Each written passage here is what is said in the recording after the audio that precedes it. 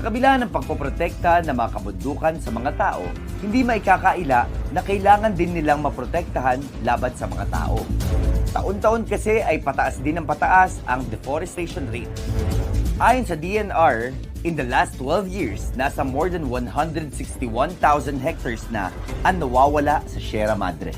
Ang mga bagyo naman na tumatama sa atin, palakas na rin ng palakas dahil sa climate crisis na kinakaharap natin sa panahon ngayon. Dapat merong magkaugnay na kilos at galaw yung tao at kalikasan para maprotektahan ang lahat. Kung titingnan mo ang teorya ng paglikha, naunang nilikha ang kalikasan bago sa atin.